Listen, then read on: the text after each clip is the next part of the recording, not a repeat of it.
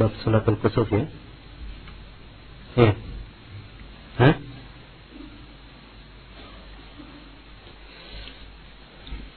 Bismillahirrahmanirrahim. Alhamdulillahi rabbil alamin. Wal 'aqibatu lil muttaqin wa la 'udwana illa 'alal zalimin. Asyhadu an la ilaha illallah wahdahu la syarika lah. إله الأولين والآخرين وأشهد أن محمدا عبده ورسوله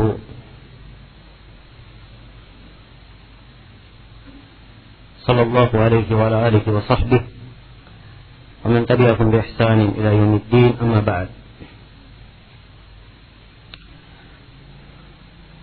Kita masih melanjutkan pembahasan fikih hadits dari kitab Umdatul Ahkam Al-Kubra karya Imam Abdul Ghani Al-Maqdisi rahimahullahu taala. Dan pada malam ini kita masih di bab salat. Kita di bab yang ke-24. Kata penulis rahimahullahu taala, babu salatil kusuf. Bab tentang salat kusuf. Kusuf dan sebagian riwayat disebut dengan khusuf pakai kha. Semuanya bermakna gerhana. Ya. Ada yang membedakan. Kalau pakai kaf katanya itu gerhana matahari. Kalau pakai kha maka itu gerhana bulan. Tapi yang benarnya di dalam masalah ini riwayat-riwayat yang menunjukkan tidak ada perbedaan. Itu yang didominasi di dalam sejumlah riwayat. Karena itu dikatakan salatul kusuf atau salatul khusuf tidak ada masalah, semuanya berkaitan dengan gerhana. Bab ini penjelasan tentang bagaimana kaifiyat salat ketika terjadi gerhana. Maka penyebutan bab salatul kusuf, salat disandarkan kepada kusuf, ini penyandaran kepada sebabnya. Salat itu dilakukan oleh sebab terjadinya apa? Gerhana. Ya. Nah, dan salatul kusuf adalah hal yang disyariatkan. Adalah hal yang disyariatkan. Disyariatkannya ada di dalam hadis-hadis Rasulullah sallallahu alaihi wasallam dan disepakati tentang disyariatkannya oleh para ulama, tidak ada silang pendapat.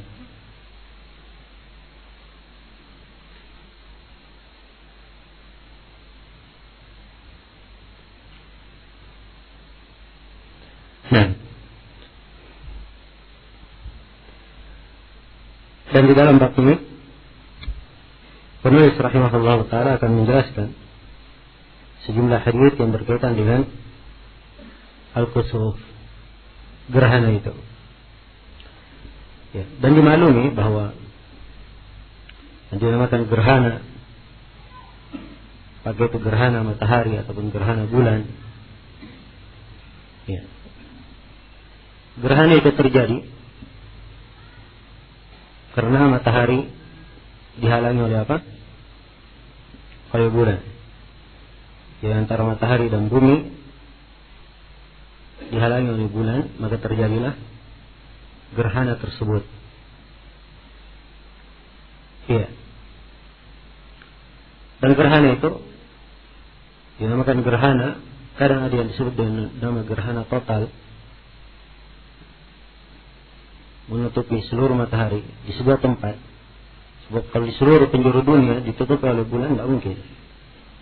Karena itu kalau terjadi misalnya di satu tempat atau sebagian tempat saja gerhana, di tempat yang lainnya tidak gerhana. Sebab bulan lebih kecil daripada matahari. Lebih kecil daripada matahari. Iya.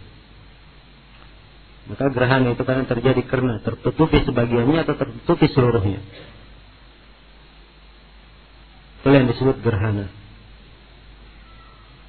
Dan kedekatannya ini nampak ya dari sisi terjadinya gerhana itu nampak dari sisi alami, karena bulan tatkala ia berputar ada satu poros dia lebih mendekat ke matahari, di situ mungkin terjadi gerhana. Ya, karena itu Syekhul Islam Ibnu Taimiyah menyebutkan bahwa gerhana itu hanya terjadi di tanggal 28, 29 di akhir bulan saja beliau sebutkan. Karena itu gerhana tidak mungkin ya terjadi di mana? Di awal-awal bulan. Tanggal 7, tanggal 8, tanggal 9. Ini sulit untuk tergambar terjadinya gerhana. Jelas ya? Ya, ini penyebutan sebabnya secara hissi, secara hal yang bisa ditangkap oleh panca indera, bisa dilihat, diteliti dan diketahui sebabnya secara proses alami, hubungan sebab akibat. Ya. Adapun gerhana itu sendiri, sebagaimana dalam hadis yang akan datang, ya, gerhana matahari dan bulan itu adalah dua ayat dari ayat-ayat Allah Subhanahu wa Ta'ala. Nah, Allah memperingatkan hamba terhadapnya, membuat mereka takut terhadapnya. Ya. Dan di penyebutan adanya sebab hissi dan sebab syar'i ini tidak bertentangan. Kita sudah sebutkan ya, adanya gerhana sebab syar'inya Allah Subhanahu wa Ta'ala menjadikan gerhana matahari atau bulan ini dua tanda dari tanda-tanda kebesarannya supaya manusia takut. Ini sebab apa namanya? Sebab syar'i. Ada sebab hissi bisa ditangkap dari panca indera dan bisa dilihat, bisa diteliti, ternyata di hubungannya begini maka terjadilah gerhana itu seperti yang saya terangkan tadi. Ya, sama dengan gempa, terjadinya tsunami. Kenapa terjadi tsunami? Mereka melakukan penelitian. Ya, karena suatu tempat misalnya bumi terbuka tiba-tiba tertutup, maka air naik. Itu proses dari sisi apa? Sebab akibat. Nah, dan ini ada di dalam kehidupan Allah Subhanahu wa Ta'ala yang menciptakannya. Tapi itu tidak mungkin terjadi kecuali dengan kehendak Allah Subhanahu wa Ta'ala. Ya, musibah yang menimpa manusia, ya, dari sisi kejadian secara alami bisa dikatakan ada sebabnya secara alami. Tapi secara umum dia adalah ya, tanda dan tanda kebesaran Allah Subhanahu wa Ta'ala. Kadang dijadikan sebagai ujian, hukuman, siksaan, ya, dan seterusnya. Karena itu jangan dipertentangkan antara sebab apa?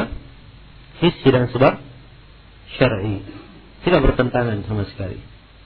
Ya, karena itu di dalam gempa dan seterusnya, siapa yang meyakini terjadinya gempa ini semata karena sebab alami, hanya karena hal yang biasa yang lumrah terjadi, ya, bukan karena Allah yang menghendakinya, dan dia tidak meyakini bahwa itu adalah teguran dari Allah, ya, ujian dari Allah, maka ini adalah hal yang sangat berbahaya,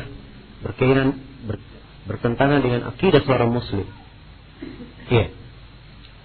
Sebagian dan bagi siapa yang mengingkarinya sama sekali, dia sandarkan sebabnya murni kepada tabiat, dia sandarkan kepada Allah, ini bisa dikatakan dia telah melakukan sebuah perkara yang membatalkan keislamannya. Meyakini sebuah perkara yang membatalkan keislamannya. Karena itu jangan dipertentangkan antara sebab syar'i dan sebab hissi. Iya. Di dalam bab ini penulis rahimahullah ta'ala menyebutkan 4 hadis. Kita akan baca satu persatu. Iya. Kata beliau rahimahullah, an Aisyah radhiyallahu anha. Dari Aisyah radhiyallahu ta'ala anha, annaha qalat, beliau berkata, Inna syamsa khasafat ala ahdi Rasulullah sallallahu alaihi wasallam. Sungguhnya matahari khusuf. Perhatikan di sini disebut khasafat, bukan pakai kasafat. Menunjukkan bahwa tidak ada perbedaan antara khusuf dengan khusuf. Sungguhnya matahari gerhana pada masa Rasulullah sallallahu alaihi wasallam. Faba'atha munadiyan yunadi. Ya. Jadi ini menunjukkan bahwa gerhana ini terjadi di masa Nabi. Maka Nabi memerintah seorang untuk mengumumkan, seorang munadi, ya, tukang adzan, orang yang menyerukan, mengumumkan, yunadi, hendaknya dia meneriakkan. Sebab kalimat nida itu panggilan dengan suara yang keras. Tidak ada kata nida dalam bahasa Arab kecuali dengan suara apa? Suara yang keras. Karena itu adzan disebut dengan nama nida. Ya. Yunadi, ia menyampaikan as-salata jami'ah. Menyampaikan as-salata jami'ah. Ya, bisa dibaca as-salata jami'ah dan bisa dibaca as-salatu jami'atun. Tapi dibaca as-salata jami'atan ini lebih afdal dari sisi makna dan penekanan. Ya. Sebab kalau as-salatu jami'ah ini khabar. Ini khabar. Mubtada dan khabar. Salat jami'ah. Salat akan ditegakkan secara berjamaah. Ya. Dan khabar itu memang kadang bermakna amr di dalam bahasa Arab. Kadang. Tapi dari sisi uslub penekanan kalau dibaca salat jami'ah ini lebih menunjukkan anjuran untuk segera. Sebab as-salata dia mansub ala al-igra dalam bahasa Arabnya. Dan jami'ah dia sebagai hal. Ya. Segera melakukan salat dalam keadaan berjamaah. Nah, maka diteriakkan yang diserukan. Ya. Dan tidak ada seruan di dalam salat sunnah pun, salat sunnah ataupun selain dari salat wajib, tidak ada seruan adzan sama sekali. Dan tidak ada seruan yang lainnya di salat sunnah kecuali di sini di salat khusuf. Ya. Di salat khusuf Rasulullah sallallahu alaihi wasallam syariatkan untuk disuruhkan as-salata jami'ah. As-salata jami'ah bukan adzan. Ya. Bukan adzan. Bukan juga diumumkan di masjid tes 1 2 3. Salat gerhana. Ya. Nah, ini sudah menjadi istilah salat jami'ah sehingga orang sudah tahu bahwa ini akan terjadi apa? Gerhana. Akan terjadi salat, akan dilakukan salat gerhana. Ya. Apalagi di posisi manusia melihat, semuanya orang lihat matahari sedang gerhana. Ya. Bulan sedang gerhana. Kan dalam keadaan seperti ini yang berbeda dengan biasanya, ini akan menimbulkan perasaan yang lain di jiwa hamba. Ya. Maka di posisi itu disuruhkan untuk salat. Sangat tepat sekali. Sangat tepat sekali. Nah, fajtama'u, maka mereka pun berkumpul. Iya, para sahabat berkumpul. Nah, fakabbara, maka Nabi bertakbir, wa taqaddam, lalu beliau maju, wa shalla 4 rakaat, fi raka'ataini wa 4 sajadat. Maka beliau takbir kemudian maju, maksudnya sini ada takdim dan ta'khir ya. Maksudnya beliau maju ke depan, setelah itu takbirlah salat. Begitu maksudnya. Ya, walaupun di sini bukan tertib. Ada takdim dan ta'khir. Dan ini biasa dalam uslub bahasa Arab. Ya, kemudian beliau maju lalu takbir dan salat 4 rakaat. Fi rakaat ini dalam 2 rakaat. Dalam 2 rakaat ya, beliau salat 4 ruku dalam 2 rakaat dan 4 sujud. Jadi salatnya 2 rakaat. Tapi rukunya 4 kali. Rukunya berapa? 4 kali. Sujudnya 4 kali. Jadi rakaat pertama rukunya berapa kali? 2 kali. Di rakaat yang kedua rukunya berapa kali? 2 kali. Jelas ya? Iya. Ini yang membedakan antara sholat kusuf ini, sholat gerhana ini dengan sholat sunnah biasa. Ya, ada pun rincian bagaimana sholatnya akan datang nanti hadits Aisyah di riwayat yang ketiga yang disebut oleh penulis. Riwayat yang ketiga atau yang keempat disebut oleh penulis dan diperinci bagaimana sholat Nabi Shallallahu Alaihi Wasallam. Ya, kita akan undur ke sana dan kita akan bahas di situ. Baik. Jadi hadits ini dibawakan di sini oleh penulis, beliau ingin membuka bahwa salat khusuf, salat gerhana adalah hal yang disyariatkan. Iya. Dan salat ini disyariatkan secara berjamaah. Salat ini disyariatkan secara apa? Berjamaah. Karena itu disuruhkan oleh Rasulullah Sallallahu Alaihi Wasallam, ya, agar supaya kaum muslimin datang ke masjid dan melakukannya secara berjamaah. Dan salat khusuf boleh dilakukan secara berjamaah. Dan boleh dilakukan di mana? Di rumah sendiri-sendiri. Bagi perempuan misalnya yang tidak hadir ke masjid, pada orang tidak sempat, dia lihat khusufnya sebentar lagi misalnya selesai, ya, dengan salat di rumah sendirian tidak ada masalah. Ya. Sebab asal salatnya disyariatkan karena apa? Karena adanya gerhana, bukan karena dia harus dilakukan di waktu tertentu dan salat berjamaah, tidak dibatasi. Dia dengan berjamaah, boleh berjamaah dan boleh apa? Sendiri-sendiri. Ya, tapi dimaklumi kalau ada salat yang disyariatkan secara berjamaah, maka pelaksananya secara berjamaah itu lebih afdal daripada salat sendirian. Dan ini kaidah. Ya, kaidah dalam semua bab. Kalau ada salat sunnah yang disyariatkan secara berjamaah, maka dilakukannya salat ini secara berjamaah itu lebih afdal, lebih utama daripada dilakukan sendiri. Salat tarawih misalnya, mana lebih afdal? Salat tarawih dilakukan berjamaah atau dia salat tarawih sendiri di rumahnya? Jawabannya apa? Tarawih lebih afdal. Sebab ketika disyariatkan berjamaah ini menunjukkan punya keutamaan lebih. Salat Id lebih afdal berjamaah, bahkan kalau berlalu bersama kita di salat Id bahwa melakukan salat Id hukumnya apa? Hah?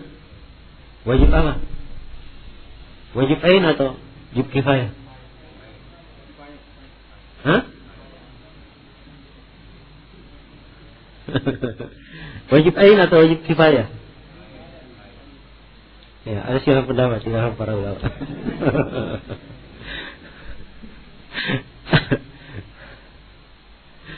Ya. Saya sudah terangkan bahwa memang kebanyakan para ulama mengatakan hukumnya apa? Fardu kifayah. Ada yang mengatakan sunnah. Ya. Tapi kita katakan bahwa dia wajib ain itu lebih mendekati kepada makna pendalilan. Karena perempuan yang haid saja disuruh hadir ke lapangan. Baik.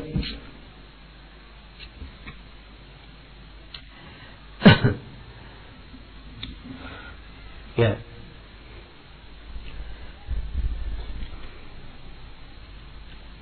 Kemudian dalam hadis berikutnya kata penulis rahimahullah, Aisyah radhiyallahu taala anha, anna Nabi sallallahu alaihi wasallam jahara fi salatil khusuf bi qira'atihi. Dari Aisyah radhiyallahu taala anha, sungguhnya Nabi sallallahu alaihi wasallam beliau menjaharkan bacaannya di salat khusuf, di salat gerhana. Beliau menjaharkan bacaannya. Hadis ini dikeluarkan oleh Mim. Siapa Mim? Imam Muslim. Dal Abu Daud. Ta At-Tirmidzi. Hadis ini dibawakan di sini oleh penulis. Beliau ingin menekankan dan menjelaskan bahwa di salat khusuf disyariatkan untuk apa? Menjaharkan bacaan. Disyariatkan untuk menjaharkan bacaan. Dan ini kaidah di dalam seluruh bab salat sunnah. Salat sunnah apa saja yang disyariatkan dilakukan secara berjamaah, maka bacaannya apa? Bacaannya dijaharkan. Ya, bacaannya dijaharkan. Kita lihat aja salat sunnah yang disyariatkan berjamaah. Ya. Kecuali salat apa? Salat jenazah. Sebab jenazah enggak lengkap seperti salat sunnah yang lainnya. Dia punya kaifiat khusus. Dia rukuk dan tidak ada sujudnya sebagaimana yang dimaklumi dan sebagaimana yang akan datang insyaallah taala penjelasannya. Ya.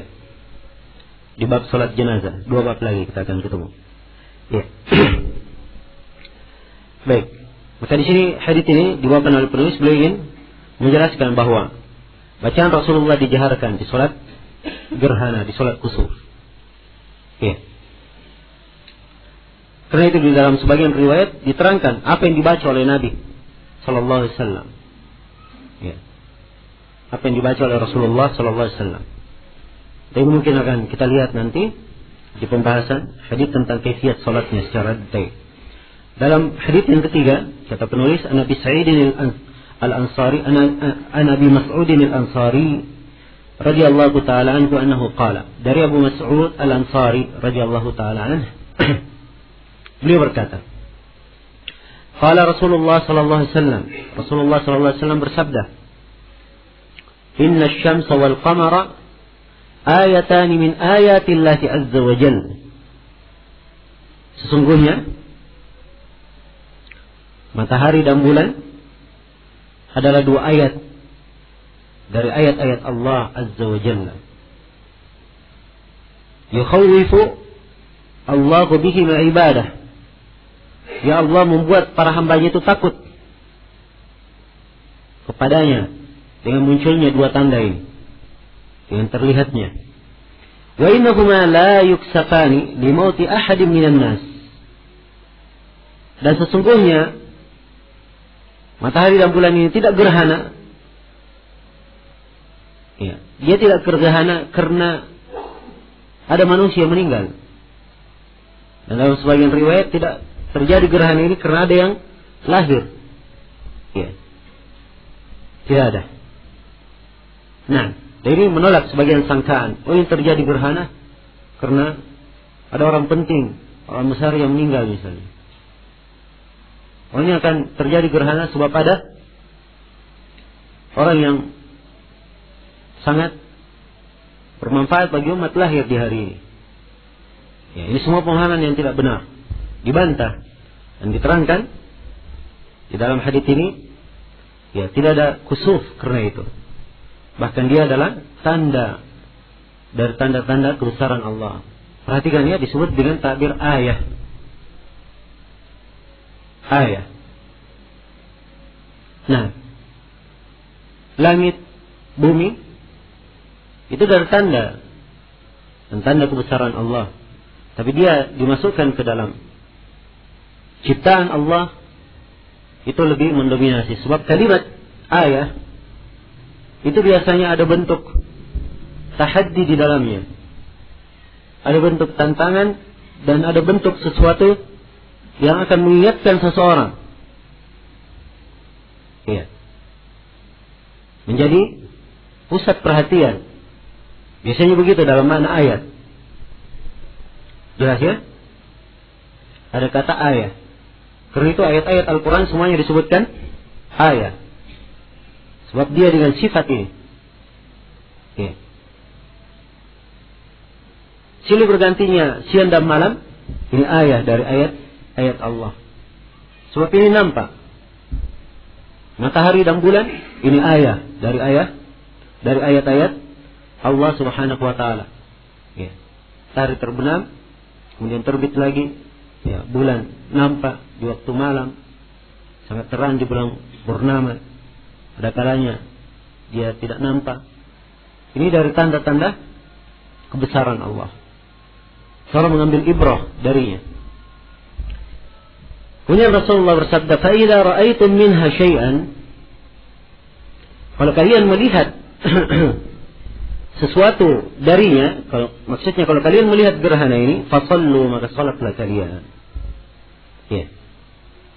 Maka ini menunjukkan bahwa gerhana ini dilakukan, salat gerhana dilakukan apabila terjadi gerhana. Jelas? Apabila terjadi gerhana. Kalau gerhananya sudah berlalu, ya, gerhananya sudah berlalu, disyariatkan salat atau tidak? Jawabannya tidak disyariatkan. Jelas ya? Sebab ini salat dia diiringi dengan sebab. Ya. Karena itu kaidahnya kullu ibadatin makrunatin bisababin idza zala sabab zalat masyru'iyyatuha. Setiap salat atau setiap ibadah yang disertai dengan sebab, apabila sebabnya hilang, maka hilang juga sebab disyariatkannya. Hilang juga sebab disyariatkannya. Jelas ya? Iya.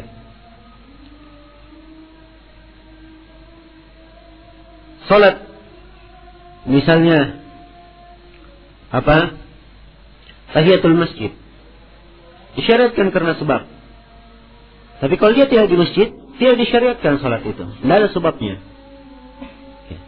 Maka demikian pula kusuf. Dia adalah salat yang disyariatkan karena ada sebab gerhana.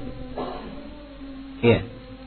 Karena itu, kalau misalnya terlihat gerhana di Makassar ini, terus di Jawa di sana, gerhananya tidak nampak. Ya. Apakah orang Jawa ikut salat gerhana? Jawabannya tidak. Jawabannya tidak. Nah, ini sempat terjadi kemarin, kalau saya nggak salah 4 tahun lalu, terjadi di Saudi. Ya, siang-siang kita jalan dengan radio, lagi sholat gerhana di Masjid Nabawi. Ya. Di Madinah sholat apa? Gerhana. Dan ini disiarkan langsung melalui apa? Radio. Ya. Kita yang berada di Riyadh, di Qasim, sekitarnya, dari melihat matahari ada terbit, tidak ada gerhana. Ya, maka ributlah. Ya, bagaimana? Banyak mempertanyakan hukumnya. Sebab masalah yang dikata tidak disiarkan sholatnya melalui radio, orang-orang di tempat lain tidak ada yang melakukannya sebab dia tidak tahu, kan begitu? Iya. Maka banyak mempertanyakan. Nah, dan di antara yang saya dengar pada saat ya sementara sholat di Madinah, ada yang bertanya ke Syekh Shalih Al-Fauzan ya, melalui telepon beliau, dan beliau menjawab bahwa kita di Riyadh tidak sholat sebab kita tidak melihatnya. Kita tidak melihatnya. Setelah itu di beberapa majelis beliau ditanya lagi, jawabannya sama. Dan beliau berdalilkan dengan hadits ini. Sebab di konteksnya fa idza ra'aytum minha syai'an, kalau kalian melihat darinya suatu, fasallu, maka salatlah kalian. Iya. Jelas ya?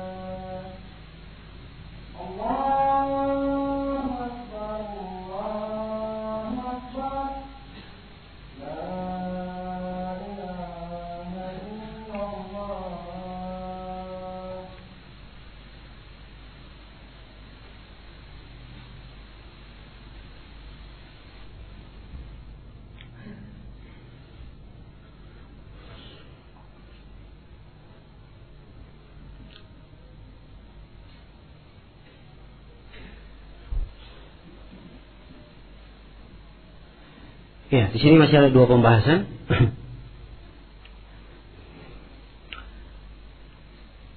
Kalau misalnya ada yang sholat, sementara sholat kusuf,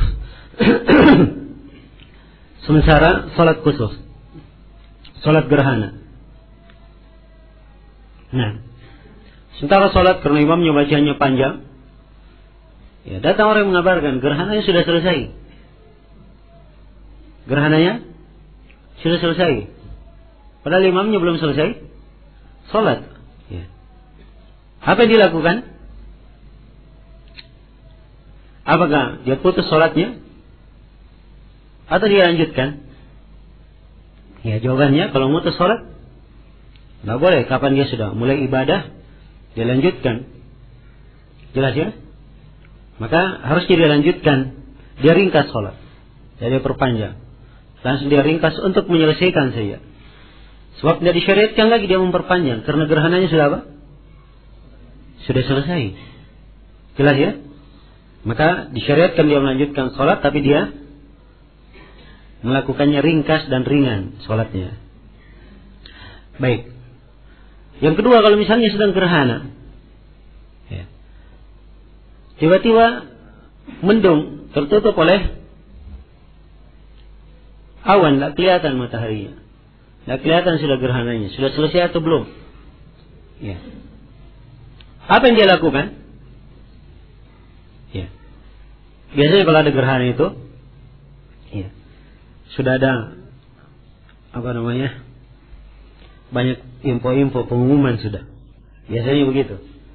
Ya. Dan biasanya jarang orang-orang ahli falak itu salah di dalam menghitungnya. Ya, kalau diambil pendapat mereka, kalau misalnya pas mendung atau ini dikatakan mungkin jam sekian sudah selesai, tidak apa-apa dipegang. Ya. Kalau dia tahu berapa yang selesai. Tapi kalau dia tidak tahu, maka dia kira-kira. Dia memperkirakannya. Jelas ya? Baik. Kemudian dari kalimat di sini, fa idza ra'aitum minha syai'an fasallu, maka salatlah kalian. Ya, salatlah kalian. Wad'u, dan berdoalah kalian. Ya, suruh salat dan berdoa. Nanti diterangkan ilahnya Allah membuat hamba takut dengannya. Maka di sini muncul sebuah pembahasan tentang masalah apakah disyariatkan? Apakah disyariatkan pada kejadian-kejadian tanda-tanda kebesaran Allah yang lainnya? Apakah disyariatkan juga melakukan salat khusuf? Ya, sebab di sini kan matahari dan bulan dua-duanya adalah tanda kebesaran Allah. Allah membuat para hamba takut karenanya. Ya, kalau terjadi gempa misalnya yang sangat dahsyat, bolehkah seorang melakukan salat karena gempa? Sebagaimana salat karena apa? Gerhana? Hah? Ya. Ini letak silam pendapat di kalangan para ulama. Ada yang mengatakan tidak boleh, ini khusus untuk matahari dan bulan saja. Iya. Dan ada yang mengatakan boleh, tapi khusus untuk gempa saja. Sebab telah datang dari Ali bin Abi Thalib dan Ibnu Abbas, mereka berdua melakukan salat khusuf tatkala terjadi gempa. Iya. Dan ini dari dua perbuatan sahabat, tidak ada yang menyelisihinya. Tidak ada yang menyelisihinya. Nah, dan pendapat yang ketiga, bahwa setiap tanda kebesaran Allah yang membuat orang takut, ya, membuat orang panik, khawatir, maka ini boleh dilakukan. Salat seperti salat apa? Khusuf. Dan ini yang dikuatkan oleh Syekhul Islam Ibnu Taimiyah. Nah, rahimahullah. Jelas ya? Ini tiga pendapat. Ya, memang kalau kita lihat haditsnya, sumbernya adalah ini hadits. Ya. Dan pada apa yang diterangkan oleh pendapat tadi, ada sisi-sisi pendalilan darinya. Tapi dimaklumi dari apa yang datang dari para sahabat radhiyallahu taala anhum, sepanjang hal tersebut tidak bertentangan dengan nas, ya, dan tidak ada dari sahabat yang lain yang menyelisihinya, maka itu bisa dijadikan sebagai penguat. Dan kadang dia menjadi hujjah kalau ditambah lagi perkara yang ketiga, bahwa apa yang dia lakukan tidak berasal dari ijtihadnya. Iya. Karena itulah, kalau misalnya dia adalah kejadian yang sangat genting, membuat manusia takut, ya. Misalnya angin yang berhembus kencang sekali, ya, telah merubuhkan banyak tempat, ya, berlangsung lama, ya, maka boleh melakukan sholat khusuf. Karena maksudnya adalah apa? Sama dengan maksud sholat khusuf ini, ya. Sebab ini adalah tanda dari tanda kebesaran Allah, sehingga seorang dia berlindung kepada Allah dengan melakukan apa? Dengan melakukan sholat, ya. Maka di atas makna ini juga kalau dia melakukan, ya, pada kejadian-kejadian yang membuat manusia panik, dia lakukan sholat seperti sholat khusuf, maka ini juga insyaallah taala, ya, sejalan dan semana dengan kandungan dan mana perintah di dalam hadis untuk sholat khusuf. Jelas ya? Yang jelas itu adalah 3 pendapat di kalangan para ulama. Ya, fasallu wad'u, dan akan datang nanti, ya, wa kabbiru, dan bertakbirlah kalian, wa tasaddaqu, bersedekahlah kalian. Ya, sebab ini di masa seorang itu panik, ya, dia jangan sibuk dengan kepanikannya, tapi dia sibukkan dirinya dengan zikir, dengan ibadah kepada Allah. Ya. Dia bersedekah, berbuat baik, supaya dirahmati dan supaya dilapangkan kesusahannya, kesulitannya. Nah, ini subhanallah dari perkara-perkara yang nampak sekali dalam syariat kita, bagaimana mengikat hati seorang hamba senantiasa terikat kepada Rabbnya pada setiap keadaan. Iya. Hatta yukshafu ma bikum, sampai disingkap apa yang ada pada kalian. Muttafaqun alaih. Hadis ini dikeluarkan oleh Al-Bukhari dan Muslim. Iya. Baik, hadis yang terakhir kata beliau rahimahullahu taala, Aisyah radhiyallahu taala anha qalat, khasafat asy-syamsu ala ahdi Rasulillah sallallahu alaihi wasallam, fa shalla Rasulullah sallallahu alaihi wasallam bin nas, fa qama fa atala al-qiyam, thumma raka'a fa atala ar-ruku', ثم قام فأطال القيام وهو دون القيام الأول، ثم ركع فأطال الركوع وهو دون الركوع الأول، ثم سجد فأطال السجود.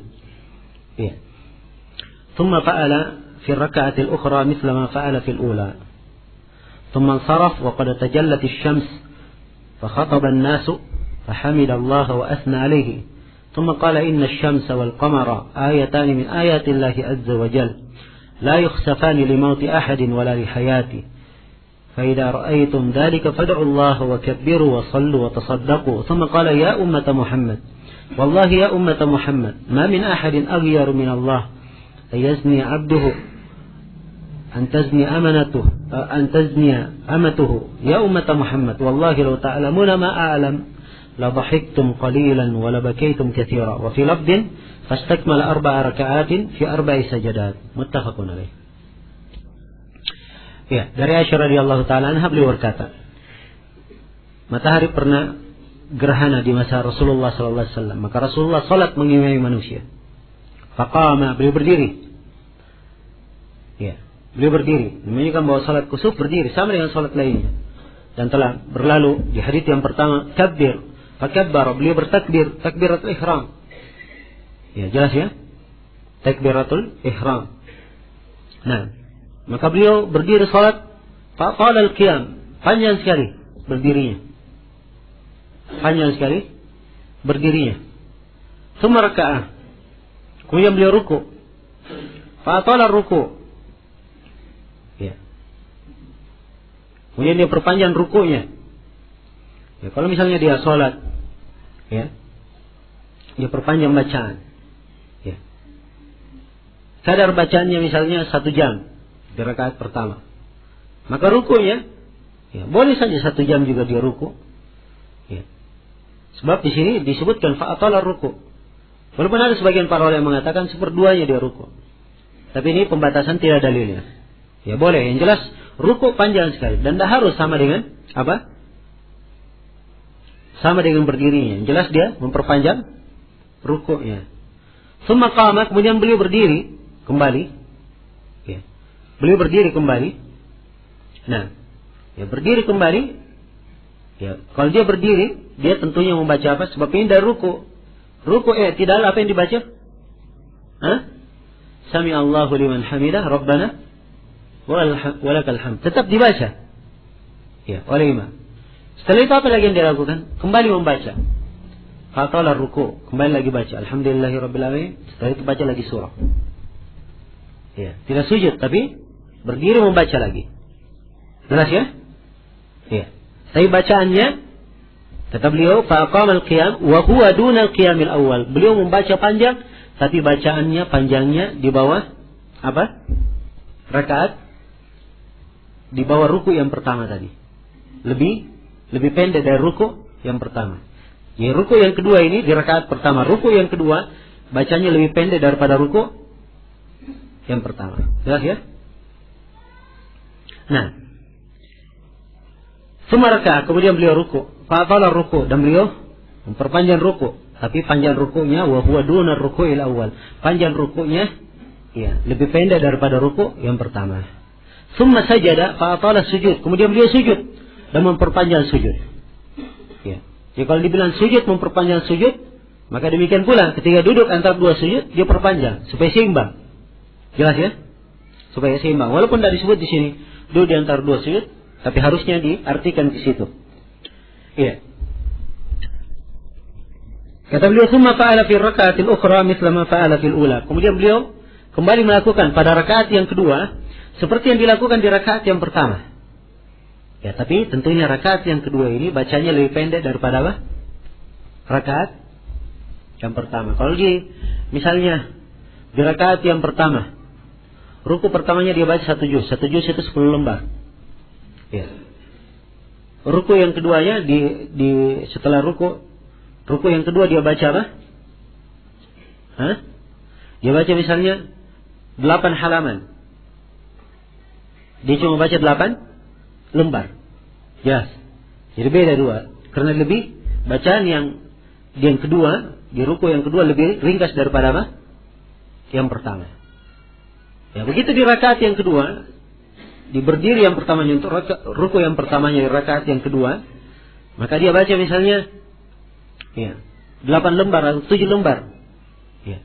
Di ruku yang terakhirnya, berdiri yang terakhir di rakaat yang kedua ini, dia membacanya apa?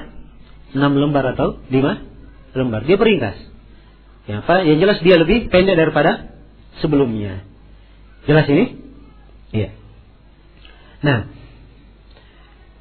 tsumma saraf, kemudian beliau selesai dari salatnya. Jadi penjelasan kaifiyat apa? Salat kusuf. Iya. Jadi memang kalau salat kusuf, ya, bacaannya panjang memang. Bacanya panjang. Iya. Saya pernah ingat dulu kediaman salat kusuf. Ya subhanallah, bacanya ya surah Al-Baqarah selesai, sudah masuk lagi surah Ali Imran. Iya. Nah, berapa? 3 juz lebih. Ya. Dan pernah juga ada yang imam dia selesai 2 surah, surah Ali Imran dan surah An-Nisa. Surah Ali Imran dan surah An-Nisa. Ya lumayan. Ya, 2 juz setengah. Nah, sebab ini dilihat keadaannya. Ya. Kalau gerhana total, biasanya gerhana total bagaimana? Lama atau pendek? Hah? Lama ya? Saya tahu lama kalau gerhana total. Tapi kalau tidak total, sebagian saja. Nah, ini kira-kira apa? Ya pendek. Jadi disesuaikan. Ya, disesuaikan. Jelas sampai sini? Baik.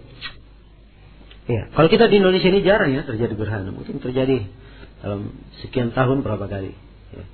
Tapi kalau di daerah lain, apalagi di Jazirah Arab sana, gerhana itu kadang dalam setahun 2 kali. Ya. Nah, sering terjadi gerhana. Dan salah satu tanda hari kiamat, ya, diterangkan dalam sebagian hadits, banyaknya terjadi apa? Gerhana. Ya, banyaknya terjadi gerhana.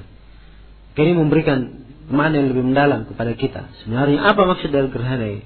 Ya. Kalau kita di Makassar, kalau terjadi gerhana, oh macam-macam tahayulnya orang-orang tua. Ya. Jangan kamu lihat langsung ke matahari, bahaya. Yang mungkin kalau lihat langsung matanya mungkin bisa terganggu. Ya. Lihat dari apa katanya, dari baskom ini ya. Ya, macam-macam. Ya. Tidak mengambil hikmah dan ibrah dari hal tersebut. Justru diarahkan kepada hal-hal yang tidak ada dasar dan syariatnya. Ya. Tidak ada dasar dan syariatnya. Wallahul musta'an. Kemudian setelah itu, thumman saraf, kemudian Nabi selesai, waqad tajallatis syams, dan matahari sudah nampak terang. Maksudnya gerhananya sudah apa? Sudah selesai. Fa khataban nas, Nabi pun berkhutbah kepada manusia. Nah, ini penjelasan yang kedua, bahwa riwayat sebelumnya tidak diterangkan, cuma diterangkan salat saja. Nah, di sini diterangkan bahwa ternyata setelah salat ada apa? Ada khutbah. Ya. Kalimat khataban nas berarti ada khutbah. Khutbahnya kayak khutbah Jumat atau bagaimana? Ya. Di sini mutlak. Ya. Yang diinginkan adalah memberi nasihat, tadzkir, mengingatkan kepada manusia. Ya. Maka dia satu kali khutbah saja. Ya. Satu kali khutbah, tidak dalil yang menunjukkan dua kali. Fahamidallah, maka Nabi memuji Allah, wa asna alaihi, dan menyanjung Allah. Tsumma qala, kemudian beliau berkata, ini membaca tahmid ya, menunjukkan ketika khutbah disyariatkan, baca pujian-pujian, tahmid ketika seorang berbicara. Ya. Dan tidak harus pakai innal hamdalillah nahmaduhu wa nasta'inuhu, tidak harus. Ya. Jelas di dalam bacaan khutbahnya adalah apa? Ada pujian, dan ada sanjungan kepada Allah. Ya, kalau dia baca innal hamdalillah dan seterusnya itu lebih afdal, sebab ini ada konteks dari Nabi secara khusus untuk itu. Tapi bukan keharusan. Tsumma qala inna asy-syamsa wal qamara ayatan min ayatillahi azza wa jalla. Kemudian beliau bersabda, sungguhnya matahari dan bulan itu dua ayat dari ayat-ayat Allah. La yukhsafani li mauti ahadin wala li hayati. Tidaklah terjadi gerhana matahari atau bulan ini. Ya, karena ada yang meninggal atau ada yang hidup. Fa idza ra'aitum dzalika fad'u Allah. Kalau kalian melihat ini, berdoalah kalian kepada Allah. Wa kabbiru, bertakbirlah kalian. Syariatkan bertakbir, baca Allah Akbar. Ya. Jangan berkeras bacaan zikir. Ya. Nah. Wa sallu, dan salatlah kalian. Wa tasaddaqu, dan bersedekahlah. Tsumma qala, kemudian Nabi berkata, wahai umat Muhammad, demi Allah wahai umat Muhammad, tidak seorang pun ya, yang lebih cemburu daripada Allah. Ya. Dari seorang budaknya berzina, dari seorang budak perempuannya berzina. Misalnya kalau ada yang budaknya berzina, dia marah. Atau ada budak perempuannya berzina, dia marah. Ya. Dia cemburu karena hal itu. Sungguh Allah lebih cemburu lagi. Nah, ya umat Muhammad, kemudian Nabi mengingatkan. Iya. Ya, karena mengingat hal ini, mana al-ghira ini, kecemburuan ini, tetapkan suri kemuliaan dan kebesaran Allah. Tidak sama dengan makhluknya. Ya, karena itulah hati-hati seorang melakukan apa yang dilarang oleh Allah. Ya, sebab Allah Subhanahu wa taala sangat tidak senang ya dengan hal tersebut. Ya. Kemudian Nabi ingatkan, wahai umat Nabi Muhammad, wallahi demi Allah, lau ta'lamuna ma'alam, andai kata kalian tahu apa yang saya ketahui, la dhahiktum qalilan, sungguh kalian akan tertawa sedikit. Wala bakaitum katsira, dan sungguh kalian akan banyak menangis. Iya. Subhanallah. Nah, maka ini menunjukkan kepada kita bahwa seseorang yang mengenal arti dari hidupnya, dan seorang yang mengenal siapa Rabbnya, seorang yang mengenal agamanya, itu pasti ya, rasa khasyanya kepada Allah akan semakin besar dan semakin dahsyat. Rasa takutnya kepada Allah akan semakin besar.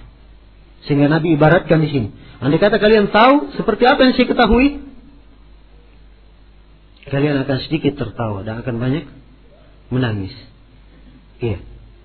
Wa fi lafdin, dalam sebuah lafaz, selesai ya di sini ya, nasihat Nabi yang sangat mendalam ini menunjukkan bahwa di posisi manusia sedang mereka ketika gerhana, panik, kemudian sholat, diberikan nasihat, maka ini subhanallah sangat berkesan di dalam hati.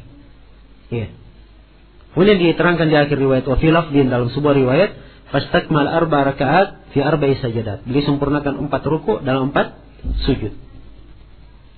Ya, maksudnya 4 rakaat dalam 2 rakaat, berapa kali rukunya? 4 ruku dalam 4 apa? Sujud. Iya. Nah, ada sebagian riwayat dikatakan 6 sujud, 6 ruku, jadi 3-3.